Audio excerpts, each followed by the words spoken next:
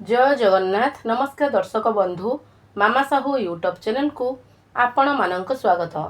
दर्शक बंधु, आम उपरे जेतेबेले महादेव प्रसन्न हुअन्ति सेतेबेले बहुत गुड़ाए संकेत देइथांती।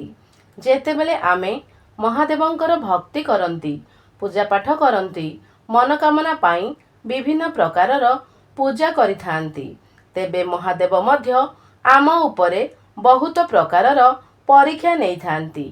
तेणु महादेव आमर पूजारे प्रसन्न अछंती बोली आमे केमिति जानिबा। सेथिपाई महादेव किछि ना किछि संकेत देई थांती। से स्वप्न माध्यम रे हेउ किंबा जे कोनोसी माध्यम रे हेउ आपण माननकु एही सब संकेत देई थांती। तेबे आसंतु जानिबा केउ सब संकेत मिलिले आपण माने जानिबे जे महादेव आपणक उपरे संतुष्ट अछंती। महादेवंक कृपारु आपणक जीवन रे आगकु कल्याण हेबाकु जाउअछि। आपणकर भाग्य आगकु बदलिबाकु जाउअछि। एहा पूर्वरु जदि आपण भगवान शिवंकु हृदयरु भल पांती तेबे एही भिडियोटी को लाइक करी कमेंट बॉक्स रे ओम नमः शिवाय अवश्य लेखन्तु। जदि महादेव आपणक उपरे संतुष्ट अछंती तेबे महादेव निश्चिंत भावरे आपणकु स्वप्न रे एही सबु संकेत देई थांती।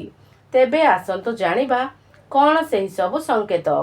जदि आपण माने स्वप्न रे कौनसी देवी देवतांकु देखंती तेबे आपण बुझी जांतु आपणकर जहा भी समस्या थिला से सबु आपणकर दूर हेबाकु जाउअछि। आर्थिक समस्या हेउ, पारिवारिक समस्या हेउ किंबा रोग व्याधिर समस्या हेउ, एही सबु समस्यार अंत हेबाकु जाउअछि। सेहीपरि जदि आपण स्वप्न रे भगवान शिवंकु जड़ित जे कोनोसी जिनिस देखुछंती जेमिति कि वृषभ, त्रिशूल, डंबुरु, चंद्र, साप किंबा भगवान शिव और माता पार्वती जदि एही मानंकु आपण स्वप्न रे देखंती ताहेले आपण जानिबे जे एहा महादेवंकर आपणक प्रति शुभ संकेत होई थाए। आपण बुझिजिबे कि आपणकर भाग्य उदय हेबाकु जाउअछि। जहाँ भी किछि पुराना काम आपणकर अटकी जाइथिला, आर्थिक समस्या देखा देउथिला, पारिवारिक कौनसी प्रकारर समस्या थिला, सेही समस्त समस्यार अंत हेबाकु जाउअछि। जेतेबेले आमर भल समय आसीथाए भगवान आमकु किछि ना किछि संकेत देई थांती। ठीक सेही भली जेतेबेले आमर खराब समय आसीथाए तो भगवान आमकु किछि ना किछि ठीक सेमिति संकेत देई थांती। तेबे आपण मानंकु शिवलिंगर दर्शन हुए तो यह अत्यंत शुभ होई थाए।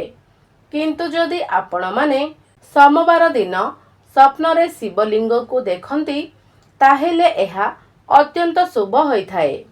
कला शिवलिंग परिवर्ते आपण धला शिवलिंग देखंती ताहेले यह बहुत शुभ संकेत होई थाए। धला चिन्ह हेउछि शांति एवं आध्यात्मिकतार प्रतीक। जदि एही भली संकेत आपण माने स्वप्न रे देखंती तो बुझी जांतु जे आपणकर आर्थिक समस्या दूर हेबाकु जाउअछि। आपणकर आर्थिक उन्नति हेबार अछि एवं आपणकर आध्यात्मिकता भावनार मध्य उन्नति आसीबाकु जाउछि। ताहा भी आपण महादेवंकु प्रसन्न करिबा पई पूजा पाठ करूछंती से पूजारे आपण माने जानि नियंतु जे महादेव आपणक उपरे प्रसन्न अछंती। भस्म रे से गाधोई होई थांती, भस्म को निज शरीर रे लगाई थांती। तेणु भस्म जेहेतु तांकर एक प्रिय जिनिस, एहाको मध्य स्वप्न रे देखिले मनुष्य सबु जगारे उन्नति मध्य होई थाए। आपण माने जहा भी पूजा करूछंती महादेवंकु आपण माने जहा भी चढ़ाउछंती से आपणकर सेई जिनिस को स्वीकार करूछंती। जदि आपण माने स्वप्न रे भस्म बा पाउंस देखंती एहा मध्य अधिक शुभ होई थाए। जेहेतु महादेव भस्म विभूषित हुअंती। आपण जदि स्वप्न रे नाग नागुणींकर जोड़ी देखंती एहा बहुत अधिक शुभ संकेत होई थाए। जदि आपण श्रावण मास सोमवार दिन एहाकु मंदिर किंबा अन्य जगार कौटी देखती यह आपणक पई बहुत अत्यंत शुभ होता है। जदि आपण स्वप्न रे बेंग कथा कहूथिबार देखिबे एवं माछ माने जलरे खेलुथिबार स्वप्न देखिबे तेबे एहा मध्य एक शुभ संकेत होता है।